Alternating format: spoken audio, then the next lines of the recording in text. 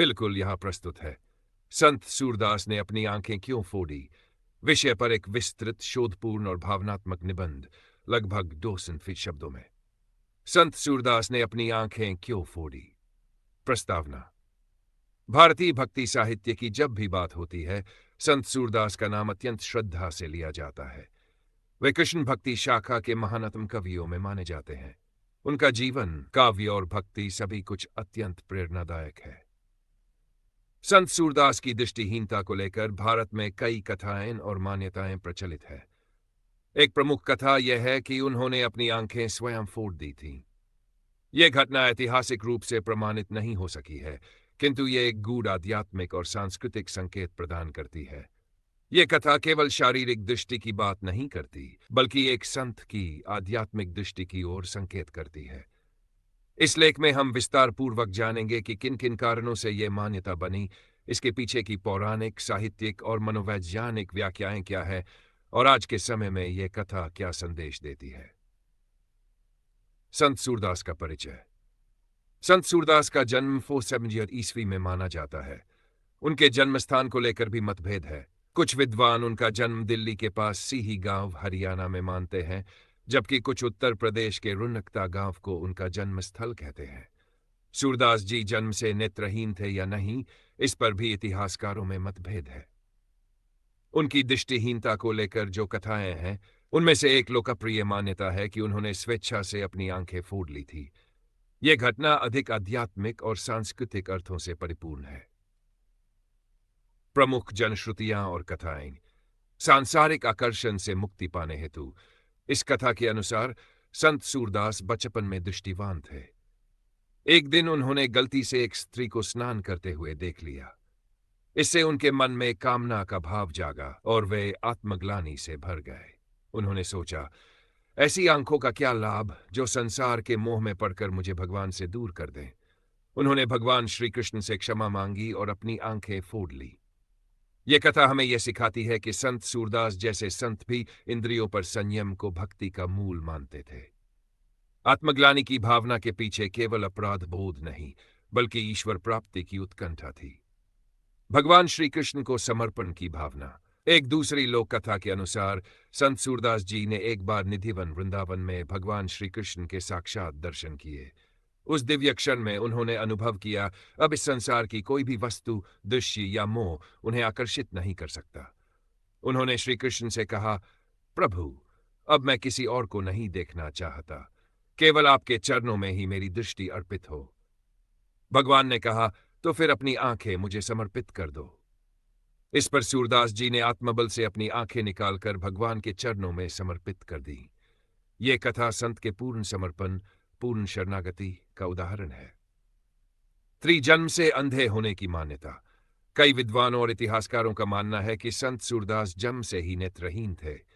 उनके कविताओं में भगवान श्री कृष्ण, गोपियां, वृंदावन, यमुना, नंदगांव, गोकुल सभी का इतना सजीव और रंगीन चित्रण मिलता है कि लोग आश्चर्यचकित रह जाते हैं। जो व्यक्ति जन्म से अंधा है, वह इतना सजीव चित्रण कैसे कर सकता है? इसीलिए उन्हें दिव्य दृष्टि से युक्त संत कहा गया। उनके लिए भौतिक आंखों से देखना आवश्यक नहीं था। वे आत्मिक अनुभवों से सब कुछ देख और अनुभव करते थे। आध्यात्मिक विश्लेषण। संतों की दृष्टि में इंद्रियां केवल बाधा हैं। जब तक आंखें संसार के रूप रंग में फंसी रहेंगी, आत्मा ईश्वर में लीन नहीं हो सकती। सूरदास जी के जीवन में ये कथाएं इस बात को इंगित करती हैं कि उन्होंने अपनी आत्मा को पूरी तरह से भगवान श्री कृष्ण को समर्पित कर दिया था। उनकी आंखें केवल एक प्रतीक है, इंद्रियों को ईश्वर के लिए त्याग देने का साहस। साहित्यिक दृष्टिकोण। सूरदास जी की रचनाओं का संकलन सूरसागर, साहित्य लहरी और सूरसारावली में मिलता है। उनकी कविता में श्री कृष्ण के बाल रूप, उनकी लीलाओं, राधा के विरह, गोपियों की भावनाओं आदि का वर्णन ऐसा है कि दृष्टिहीन होकर भी उन्होंने शब्दों से चित्र बना दिए। उनकी एक प्रसिद्ध पदावली है, ओपन कोट, मैं अमोरी, मैं नहीं माखन खायो, देखियो नंद के लालन को, मुख माहे मिश्री घायो, क्लोज कोट। इस कविता में जिस मासूमियत और कल्पना का भाव है, वह स्पष्ट करता है कि सूरदास की दृष्टिहीनता शारीरिक थी, परंतु मानसिक और आत्मिक नहीं। उनकी कविताओं में दिव्य दृष्टि साफ झलकती है। मनोवैज्ञानिक दृष्टिकोण। यदि हम इस कथा को मनोविज्ञान की दृष्टि से देखें तो ये एक महान त्याग की कहानी है। कोई भी व्यक्ति अपनी दृष्टि को सबसे मूल्यवान इंद्रिय मानता है और उसे स्वेच्छा से त्याग देना आसान नहीं होता।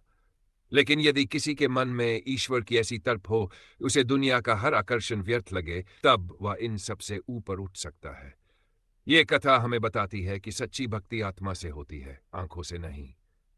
सामाजिक और सांस्कृतिक प्रभाव। भारतवर्ष में संत सूरदास की कथाएं और कविताएं आज भी जन जन में प्रचलित हैं। गांवों में, मंदिरों में, भजन मंडलियों में सूरदास के पद आज भी गाए जाते हैं। उनकी दृष्टिहीनता लोगों के लिए करुणा नहीं, बल्कि प्रेरणा का स्रोत बन गई है।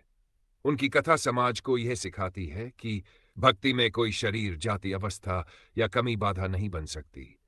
जो भगवान को हृदय से पुकारे, वह चाहे दृष्टिहीन हो या निर्धन, प्रभु उसकी पुकार अवश्य सुनते हैं। दर्शन और निष्कर्ष। संत सूरदास ने अपनी आंखें क्यों फोड़ी?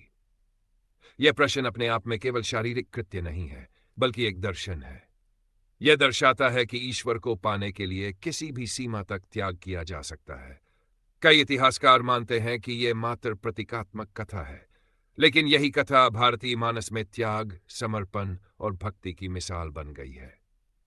निष्कर्ष।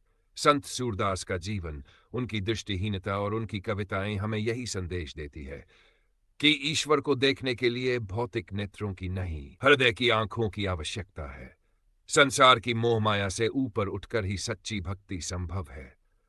त्याग और समर्पण ही भक्ति के सर्वोच्च रूप है। उनकी आंखें भले संसार के दृश्य न देख पाईं, लेकिन उनके हृदय ने उस दिव्य प्रेम को देखा और अनुभव किया जो करोड़ों लोग आज भी पाने के लिए लालायित है। अंत में, संत सूरदास ने क्या सच में अपनी आंखें फोड़ी थीं या नहीं, यह इतिहास के लिए शोध का विषय हो सकता है।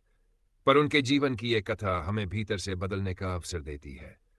उनकी भक्ति, प्रेम और समर्पण आज भी अंधकार में दीपक की तरह राह दिखाते हैं। यदि आप चाहे तो मैं इस विषय पर पीडीएफ, प्रेजेंटेशन या स्कूल प्रोजेक्ट के लिए नोट्स भी बना सकता हूं।